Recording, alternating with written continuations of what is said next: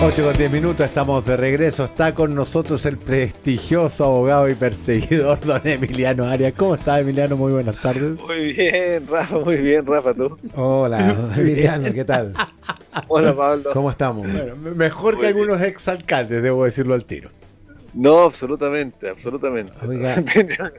Toda la semana hay que hablar, Dios Oiga, mío. Emiliano, pero a ver, vamos a lo que se ha conocido en las últimas horas, ¿no? Sí. La exalcaldesa Katy Barriga queda en prisión preventiva, entonces hay un cambio ahí de la medida cautelar. Ella permanecía en arresto domiciliario, lo estuvimos comentando, ¿no? Todo esto que ella hacía estos contenidos para adultos, y usted decía, bueno, eso no es problema, pero Claro. ¿por qué cambia digamos, la cautelar? ¿Qué ha pasado aquí que se genera este movimiento hoy? Lo que pasó, no sé si recuerdan hace un tiempo, hace como no sé si sería un mes, pero se reformalizó. Ujú, sí. ¿Se Lo acuerdan de la última comentamos audiencia Ujú, reformalización? sí, Esa sí. audiencia, claro, esa audiencia de reformalización lo que hizo fue agregar más hechos que eran constitutivos de delito. En consecuencia, con la reformalización se produce un cambio de los antecedentes que amerita, en definitiva, que en este caso fueron los querellantes y el Consejo de Defensa del Estado pidieran la prisión preventiva. O sea, cada vez que si hay alguien preso y disminuyen los antecedentes, se puede nuevamente pedir para rebajarlo, y al revés también. Claro, se hace la solicitud. Antecedentes si hay antecedentes que agravan la responsabilidad, en este caso se produce. Mira, fíjate que no es para nada normal lo que pasó, porque claro, al momento de la formalización, cuando se solicitó la prisión preventiva por la Fiscalía, al menos en lo relativo a la proporcionalidad, esto es la pena probable que pueda tener Katy Barriga en el futuro, ya era una pena bastante alta. Ahora, precisamente, la pena se agravó un poco más, digamos, pero por proceso. No es normal porque una persona que haya estado durante mucho tiempo sujeto a una medida cautelar que la haya cumplido, se le modifique. Seguramente eso van a alegar en la corte los defensores, pero jurídicamente o la resolución es de acuerdo a derecho, porque se modificaron los hechos, se ampliaron los delitos, y en consecuencia queda menos tiempo para que termine la investigación. En consecuencia hay un riesgo de, en definitiva, acá que esta persona hay un riesgo de fuga, pero además se amplía el peligro para la seguridad de la sociedad asociada a la pena. Fíjate que la seguridad de la sociedad, para que se entienda, digamos, qué es lo que es eso. Es un factor que se da cuando concurren una serie de elementos que establece la propia ley. El hecho de actuar en grupo, por ejemplo, es uno esencial, además de la pena. Y en este caso encontramos que además se formalizó a otras personas. Fíjate que ya está como bastante claro la estructura o la maquinaria que tenía el interior de la municipalidad, digamos, y además hemos conocido antecedentes que también vinculados con su marido. Entonces la situación se fue haciendo más grave y se tradujo en la resolución del juez de garantía, que dejó prisión preventiva. Si bien es cierto, no es normal esta o común, digamos, más que Habitual. claro, pero lo que no fue habitual en su momento fue que en su momento no queda en prisión preventiva, porque en general sí queda en prisión preventiva, en este caso como solo el fraude del fisco, solo en relación con el fraude del fisco, que es un delito que tiene una pena de 5 años y un día hacia arriba, por el monto. Ahora, usted, como lo explica también, esto es apelable, ¿no? Esta resolución se va a apelar por parte de la defensa. Sí, siempre la prisión preventiva y bueno, cualquier cautelar Claro. es susceptible al recurso de Exacto. apelación. Exacto. Sí, es como bien, a ver, cómo está la cosa, de difícil que se produzca un cambio. Claro, por eso es que está bien, la corte. la apelación es una instancia, digamos, que va a ocurrir, pero ¿qué elementos tendrían que concurrir para que esto cambiara? Para que cambiara ninguna, pero a ver, ¿qué es lo que podría? En el recurso de apelación, la Corte, que en este caso es revisada por 3 ministros, en la prisión preventiva la que da un juez, en estos casos luego la revisan 3 ministros. 3 ministros pueden tener otra consideración basada en que no existe, en definitiva, a ver, porque lo que hay que buscar con la prisión preventiva es que no sea una pena anticipada, por así decirlo. O sea, y en este caso, de ahí lo poco habitual que es que se modifique una medida cautelar haciéndola más gravosa con respecto a una persona que ha cumplido. por así decirlo, pero de qué es procedente la prisión preventiva, por cierto, y proporcionada a la gravedad también, digamos. Y una buena, potente señal, fíjate que porque es un delito de corrupción que es bastante grave, digamos, es súper grave. Estamos viendo hechos de corrupción que en cierto modo como que no se le toma la gravedad que tienen, y en este caso, si bien es cierto, la prisión preventiva no es una pena anticipada, no es desproporcionada, porque en el caso de ser condenada esta persona, va a cumplir sí o sí esto en cárcel. Una pregunta, Emiliano. Sí. ¿La gravedad del delito depende en alguna medida del monto defraudado? Es decir, si yo me robo 10 palos Sí. mediante un fraude, ¿es igualmente grave que si yo me robo 100 palos mediante un fraude? No, el delito de fraude al fisco y todos los delitos de fraude, que en este caso, el fraude es una estafa, ¿cierto? Cuando yo engaño a una persona por un determinado monto, por un monto pequeño, es una pena pequeña que no alcanza la pena de crimen de 5 años y un día hacia arriba. Y en este caso, la persona engañada es el propio fisco, digamos. Y en consecuencia, acá cuando es sobre las, no recuerdo, 40 o 20, 40 UTM, ya tiene una pena de prisión mayor en su grado mínimo, y en este caso la defraudación es gigantesca, una de las más grandes. Y lo poco habitual en realidad era que esta persona no haya estado en prisión preventiva desde el primer momento, digamos. Pero bueno, o sea, se produce ahora. El monto era 3/4 de una Teletón. No, el monte es gigantesco. Si acá lo que llama la atención es que como que no se ha acreditado que se haya llevado la plata, la haya comprado en vehículos, en bienes, una serie de cosas, pero eso no es un elemento del tipo. En este caso, ¿qué es lo que es el fraude del fisco? El dinero que el fisco pone a todas las personas se tiene que usar en beneficio de todas las personas, por supuesto, a través del alcalde, que cuida de su función, es guardián del bien común de las personas en la municipalidad, que tiene que satisfacer esta plata, funciones sociales. ¿Y qué es lo que hace? Se despilfarró en ciertas cosas. Y fíjate que también acá hay un elemento importante que son los documentos que fueron falsificados para engañar al fisco, y para engañar no solo al fisco, sino que también a diversos proveedores. Por ejemplo, esos certificados de disponibilidad municipal, que eran los que se falsificaron, ¿cierto? ¿Qué es lo que es eso? El certificado de disponibilidad municipal son ciertos certificados que tienen los alcaldes, que lo que te dicen que es: yo soy solvente.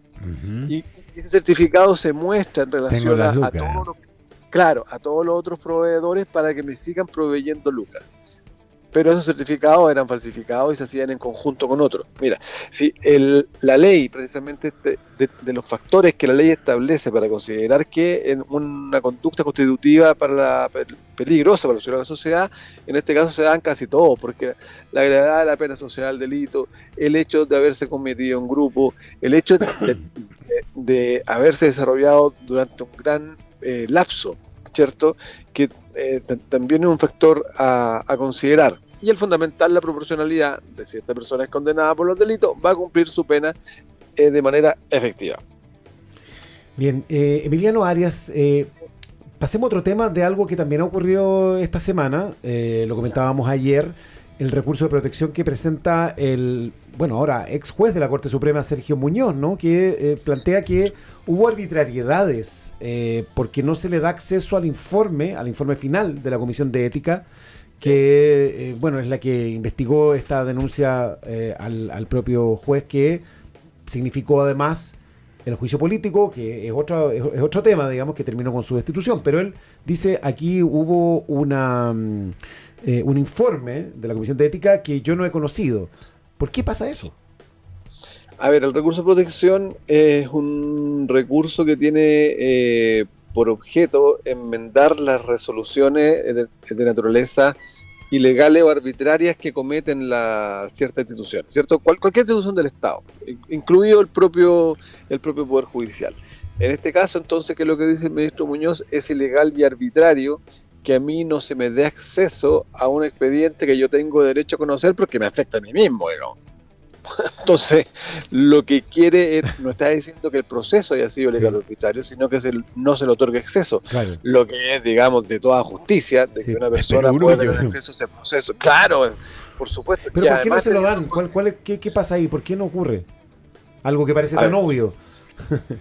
Yo creo que en este caso hay una arbitrariedad obvia. Por Ya. eso precisamente recurre de protección. Ya. No, aquí no hay una causa de uno como ciudadano no tiene derecho a acceder a una serie de documentos de naturaleza secreta, ¿cierto? Porque son secretos para la seguridad nacional, los informes de inteligencia, qué sé yo, ciertos informes del ejército, cosas por el estilo. Hay una razón para que te digan, ¿sabe qué, señor? Esto no, porque usted no le incumbe.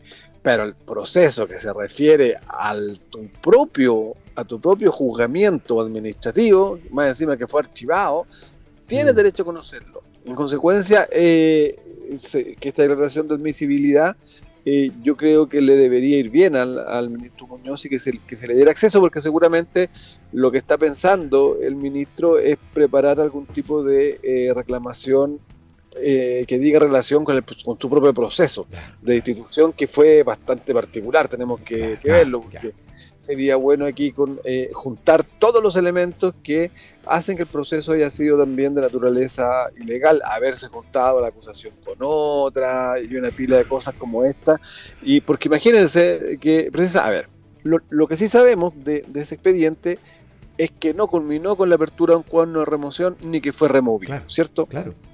Consecuencia, precisamente es indispensable para ejercer la defensa posterior.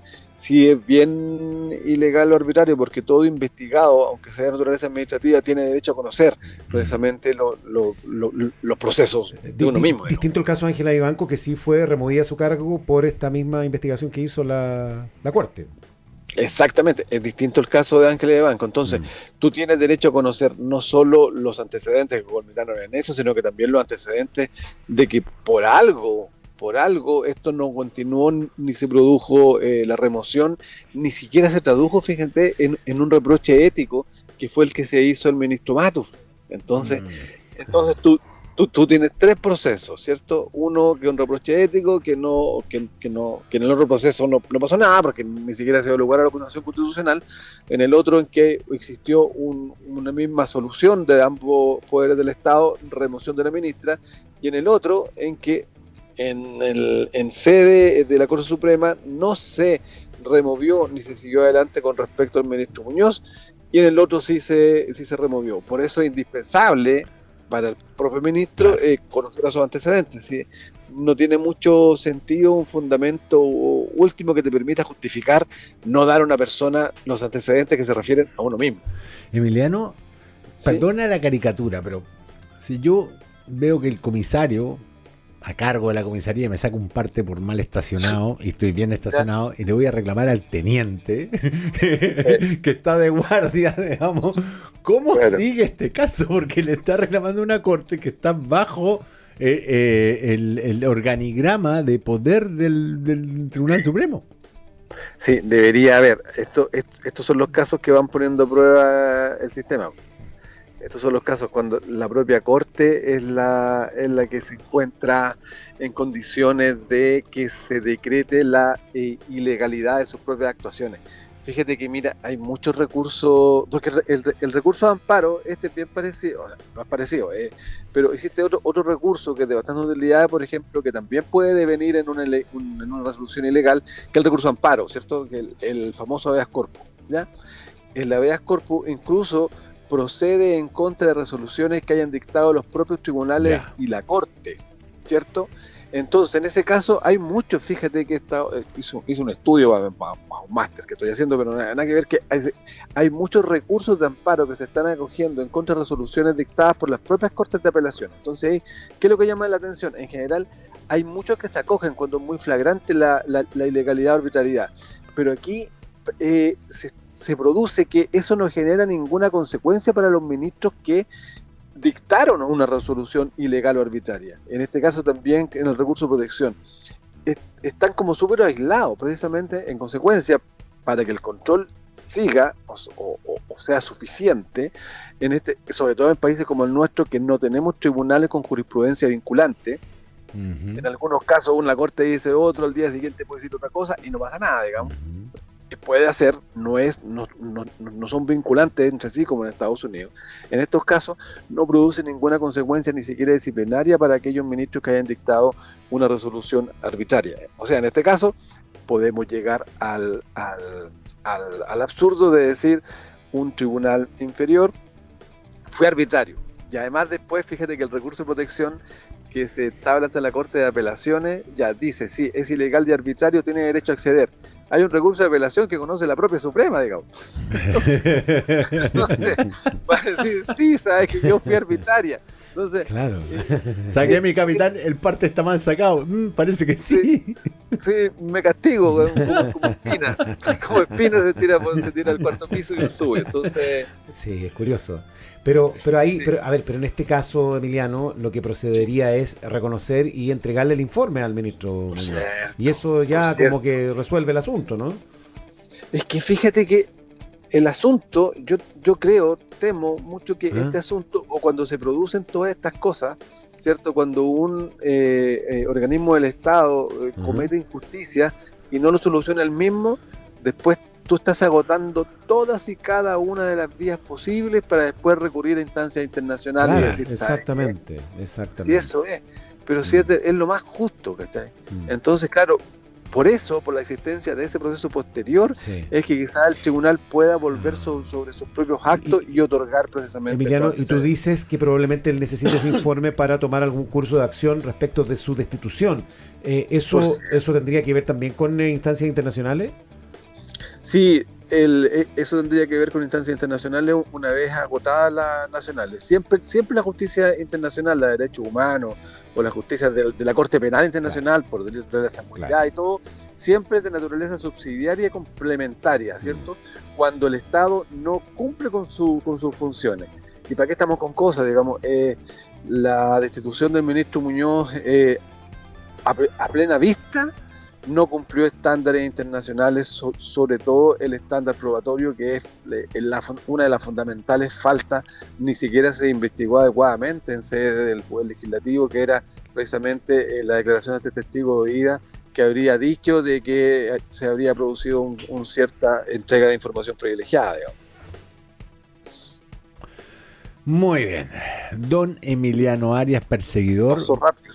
Pasó rapidísimo. Que así es, está muy vertiginoso todo, Emiliano. Faltaron los rehenes. Faltaron los Los rehenes. rehenes, lo de ayer, sí. Bueno, pero dejémoslo por otro Entretenido. vez. Sí, claro. Al parecer se van a empezar a dar con relativa frecuencia. Tuvimos dos en 2 días. Sí, no, sí, es raro, es un fenómeno muy entretenido de explicar, así que ahí ya. cuando tengamos oportunidad Sí. lo vemos. Bien. Emiliano, gracias como siempre. Un gran abrazo.